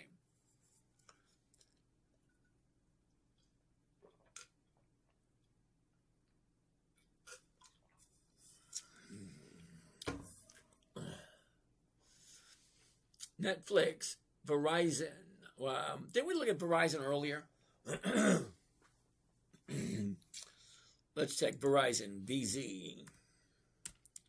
Hell no. Why? Who came up with Verizon? PJ, Cajun. It's at the high of the year, dude. Why would I buy anything at the high of the year? That makes no sense. Accountant. Why do I like it? Why do I like what? Oh, it's a simpler strategy. That's why. How did you choose the $500 call? I can't really believe you asked me that question. Seriously. I don't even know what stock that was. What stock was that?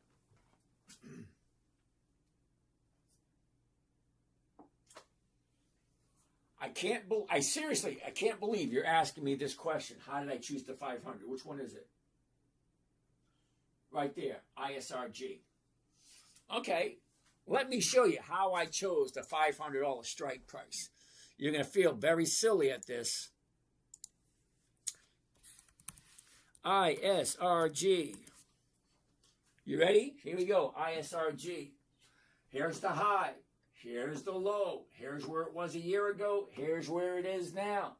She went down. She went up. She went down. She went up. She went down. Now she's going up.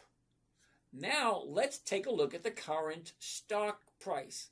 The current stock price. 196.70. 196.70, 196.70, 196.70. Why did I pick the 500? Well, the bid at this moment is 490. The ask is 505. So split right between the middle, between the 490 and the 505 and the 496, 500. It's right there. If I did the 497, let's check out the 497. Just for the fun of it. All right, let's get out of that. Covered call. He wants to take a look at the 497s because he doesn't like the 500s. So what do the 497s look like? Here we go. The 497s. One covered call, ISRG. 13 March. Exact same thing. The 497.50 call option. Profit, 970. The investment, cost of the trade, including commissions and fees, 48,780. So let's do the math. 970 is the profit. Divided by the investment, 48,780 comes up to a grand total of 1.9%. Okay, 1.9. What was the other one? Well, the other one, the 500, see, the 500 was 2.3. So the 497 is 1.9%, and the 500 is 2.3%. So which one would you choose? I'd pick the 500. It pays more. That's all. It's just a numbers game. 8 minutes left. What do we got? Let's take some questions. We already got our 5 stocks. Okay, we already got our 5 stocks, so let's answer questions. All righty. All right. Jonathan, how you doing today? Thank you there, Mr. Jonathan. What were those stocks again? Chat Taz, we just looked at that. Mad Manta, we'll take a look at it tomorrow, next time. El Conavria. Why do I like it? Because it's profitable. That's why I like it. What to look for if ISRG starts going down? A life preserver. Okay, his accountant. Let me explain to you again, because apparently you missed what I said earlier.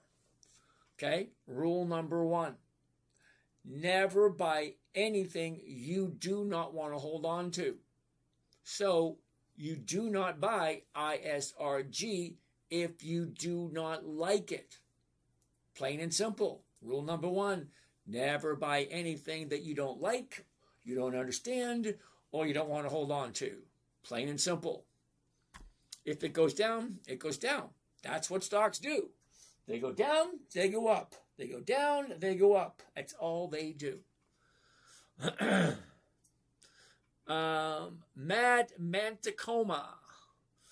We have to look at Oracle next time. We got 7 minutes left. I got a whole bunch of questions to get through. Running gold. If you start Schwab in your personal name with a small amount, can you transfer to a business? Yes, but unfortunately with Schwab, you need a big chunk in order to do a business account.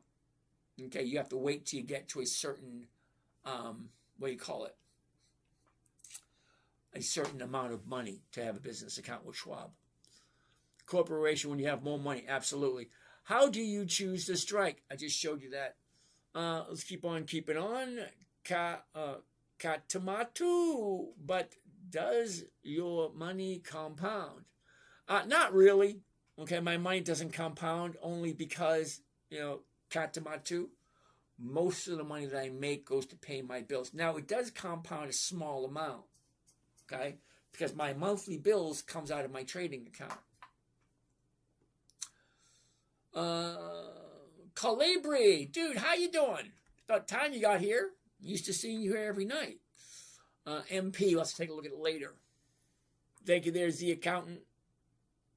MP, thank you. All right. Well, the 5 stocks, we already did that one. Nice explanation on the strike.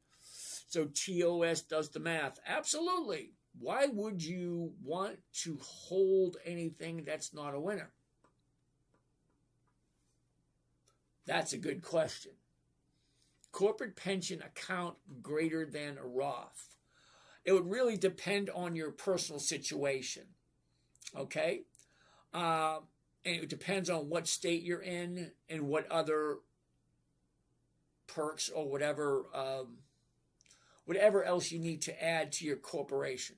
Okay? You have to decide, number 1, what type of corporation it's going to be, what type of entity. Number 2, you have to decide on the structure. So it's very important to find someone that will walk you through it. Okay? And usually a tax strategist will be able to walk you through it. Okay, it's kind of strange because I do work with a few other people in different states, and their accountants and the lawyers will tell them some things, but they'll say, all right, you can move from your personal account into a corporate account and you only pay 10% taxes. I said, well, why don't you just open a corporation in Delaware, Wyoming, or Nevada and pay 0 taxes? Why incorporate in the state that you're in if you have to pay corporate taxes? It doesn't make sense. because you're perfectly eligible. Do you still have Instagram stream? Calibri, I'm trying to Instagram changed their rules. I need to have 1,000 followers. It would be great if some of you guys can follow me on Instagram. But they won't allow me to live stream on Instagram until I'm up to 1,000. What time are you doing a small money investment tomorrow? Not tomorrow, probably Monday or Tuesday. Okay, I have a client flying in with his son, and he wants me to teach his son. So I figured, you know what? I'm going to get a couple other people that had no clue whatsoever, sit them all down, and we're going to do it live. I don't know exactly when, but as soon as I find out, hypothetically sometime tomorrow, then we'll probably set it up for Monday or Tuesday. And then we'll probably live stream that event and take questions and stuff. Because it's going to be it's totally different. And we're going to do it on Robinhood. Okay, we're not doing it on Thinkorswim. But we could do it on Thinkorswim. But we're going to do it on Robinhood because it's simpler and easier. And this is for the younger generation. You know, the video game generation. If you can make trading fun on your little, on your phone, yeah. All right, Odom, so we shouldn't be looking to collect the dividend in this, right? Now, Stans, I didn't say that. I said we use the dividend to tell us when the stock is about to move. If we collect a dividend, it's just a happy coincidence.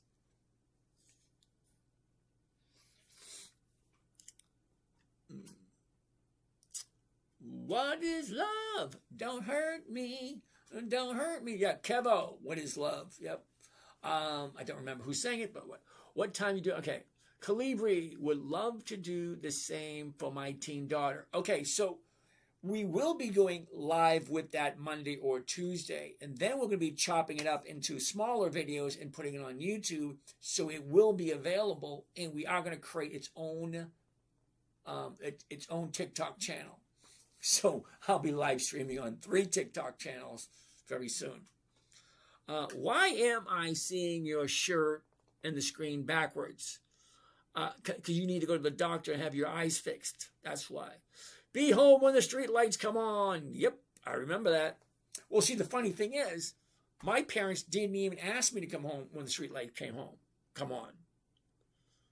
We'd be out all hours of the night, and my mother would have no clue. See, my dad abandoned us back in 66.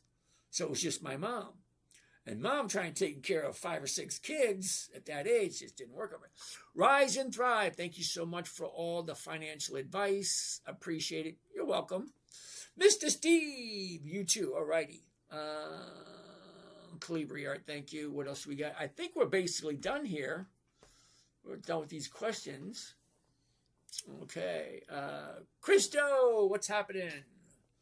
All right. I think we're done. There's no more questions.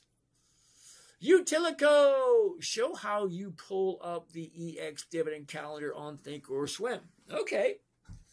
In college, we said party until the paper comes. Interesting. Funny thing is, in my high school days, I actually delivered the paper at, we get up at like 4 or 5 o'clock in the morning, load up the van with all the newspaper. Yeah, that was fun. Yeah, I was a newspaper delivery boy. Okay, so Utilico, you ready? Okay, this here, I have no idea what you want to call it, this vertical line here. No idea what you want to call it. We just call it the vertical line in the middle. This is the left screen, this is the right screen. That's it, the right screen, the left screen, blah, blah, blah. So where do you find the calendar? Okay.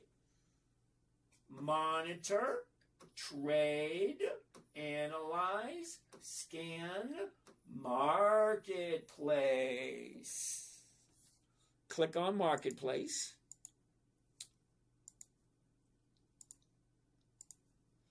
Okay. As soon as you put your cursor on top of the markets watch, quotes, alerts, visualize, financing rates, calendar, right there. So market watch, calendar. There you go. Now, the calendar, you can change your lists. Okay, come up right here with this ray of sunshine. Okay, you click on that right there. And slide down to where it says personal. Okay, these are all my own personal lists that I create. So maybe I want to do just the Dividend Kings. Maybe I just want to take a look at the companies that have 10 years of increased profits. I can create my own list and it will come up when they pay their dividend. Now, the reason why I like that is because the dividend tells me when the stock usually moves in an upward fashion. So knowing that gives me a little bit of edge over my rival, so to speak, my trading. What's the best platform for starters, Robinhood or Schwab? Now, running gold, it really depends, probably your age or your capacity for complicated stuff. If you're a gamer, you want to do Robinhood. It's simple, it's easy, everything's right at your fingertips. Now, Thinkorswim has a lot more, let's call them doodads, for lack of better words, but a lot more perks to come along with it. It's got the dividend calendar, which Robinhood doesn't have. So we created the Google Sheets, which allows you to have a dividend calendar. Just put in the stock and it separates when it has its dividend. And yes, I know it's around somewhere. It's in one of my computers somewhere, saved. I just don't know where it is, and I don't know how to upload it. Stens, I feel like I could program this strategy with ThinkScript. I'll have to boot up the paper sim. I'd be interested in seeing that. All right. That being said, we're past 11 o'clock. I am done. You guys have a great day, and we'll do this all over again Sunday night. All right. Have a great night, everyone.